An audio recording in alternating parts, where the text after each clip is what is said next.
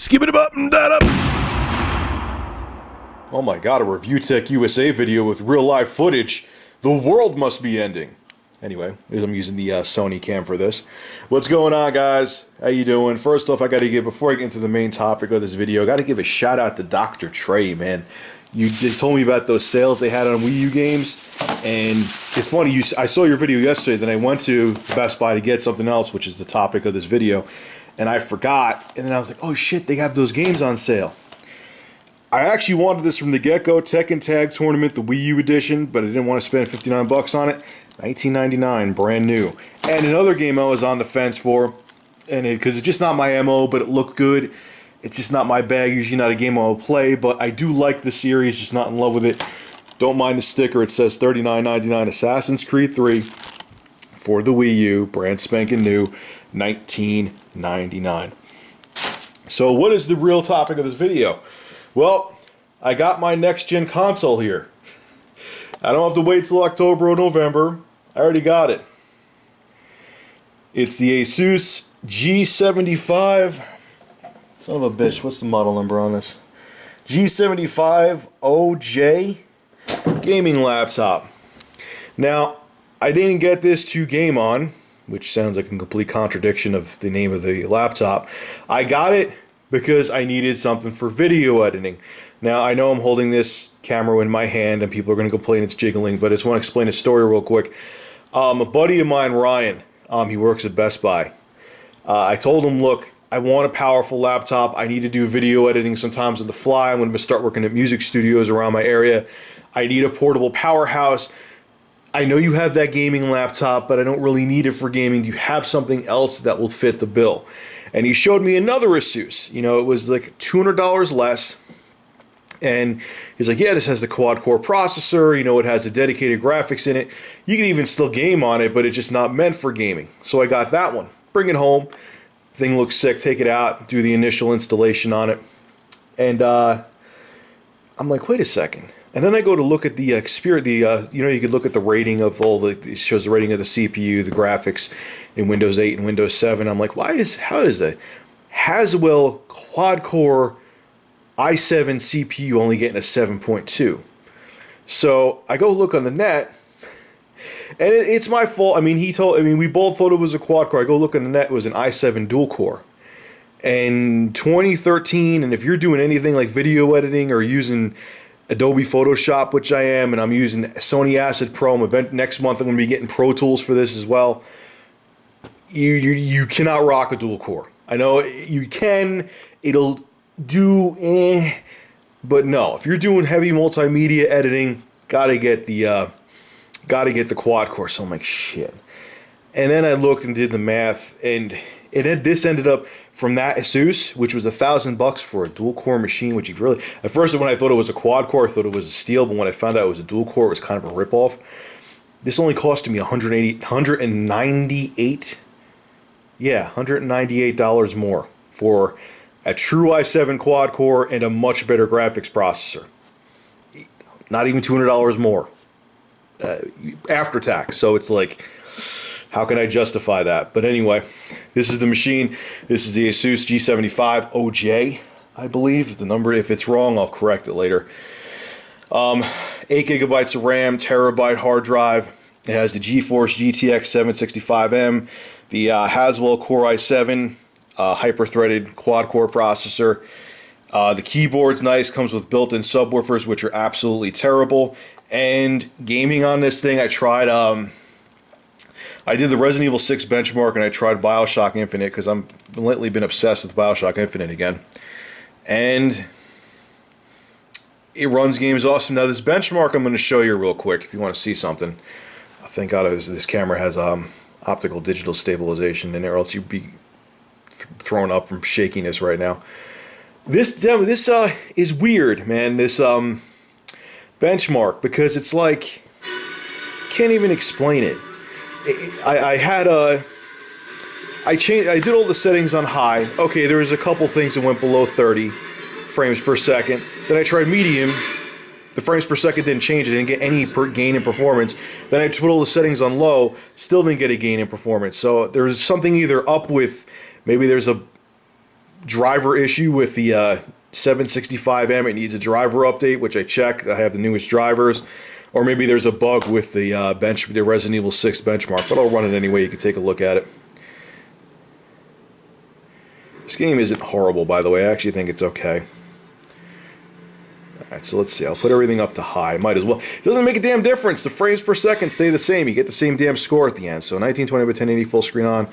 No vertical sync when you're doing a benchmark. Makes no sense. Anti-alias. Yeah, we'll leave that off. High. High. High. And let's see. Change graphic settings. Yes. Yes. Oh, I'm hitting shift, not enter. And let's go back. And we'll run a quick little benchmark.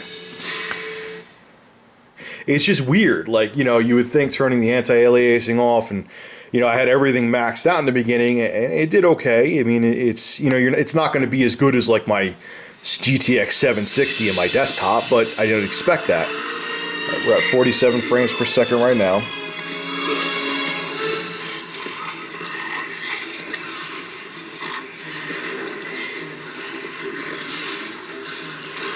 Still way above 30.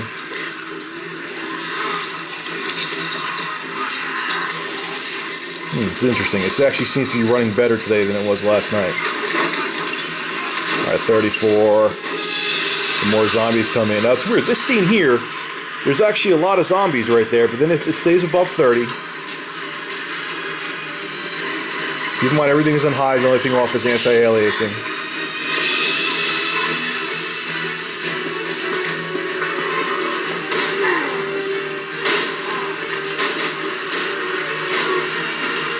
Disappointing thing, as far as I know, Resident Evil 6 for the PC is only DirectX 9. Still a gorgeous game, I'm not going to lie. It's amazing what they did with DirectX 9. See the frames. You know what, though? It's funny. I got to give this GPU credit. My GTX 670 actually goes around the low 20s at that end scene right there, too. So this second part of the benchmark, my GTX 670 and my desktop handles a lot better, though. Usually right here I'd be at like 50, close to 60 frames per second on this. The Asus laptop, the gaming laptop, I'm at 26 frames per second right now.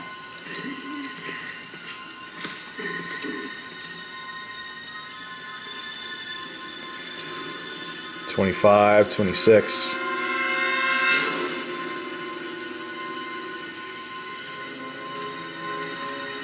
But again, for something you could put in, I mean, it's a heavy laptop, but for something you could put in a case with you and take anywhere is... I'm just blown away, man. And the price on this thing is really good, too. It's $12.49. And I got the 1-year protection plan on it. We're at 20 frames now. It's starting to chug right now. 19, 20 frames.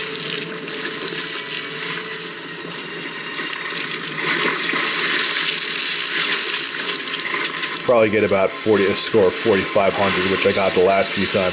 This benchmark fluctuates a lot too, even on my desktop PC. So it's weird. This is just I think there's an issue with this benchmark.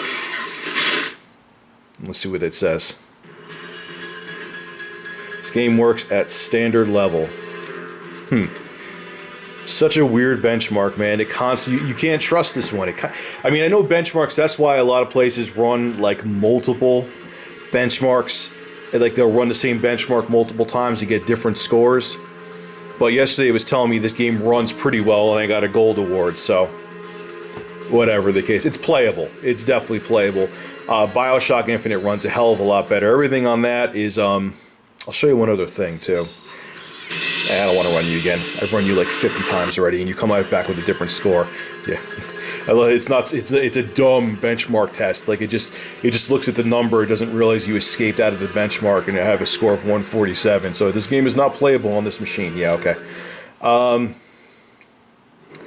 show you something else that's really cool. I just almost forgot to show you, even though I just spoke about it. GeForce Experience, if you have a NVIDIA card, is awesome. What it does is games that you have, I guess NVIDIA, what they're doing now is they're running all these games and they're seeing what makes the game run optimal. and it actually says, okay, what it'll tell you. It'll automatically change all this. You install the game on Steam or Origin or whatever. You start the game up once, exit, then you go through here and it'll find all your games, this NVIDIA GeForce Experience, and it'll tell you, okay, NVIDIA recommends you run textures on medium, ambient occlusion on low, or you run motion blur on high, and it'll tell you what the optimal settings for your GPU is, whether it's a mobile one or a desktop one.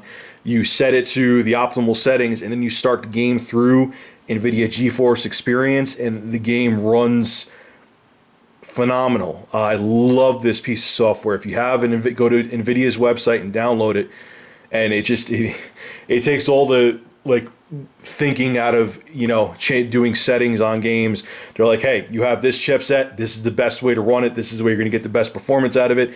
Anything more than this, you're going to start to the frame rate's going to start to drop. So if you have an NVIDIA card, even if it's, I don't know if it works with the 500 series, I'm assuming it does. If it doesn't, then hey, I'm wrong. I don't have a 500 series NVIDIA card to check it with. Go try it out. It's free software and it's really easy to use. So anyway, guys, this is my laptop. This thing is going to be a workhorse and a half, especially out of the house. I needed something portable, and that's why I got it. All right, man. I'm going to start working on some videos. I'm probably going to start using this next week just to see if it can do the same as my desktop. So I'm probably going to hook this up and have it as my desktop for 1 week just to really run it through the ropes and see what it does. All right, I'm going to shut up now because I'll ramble forever. See ya.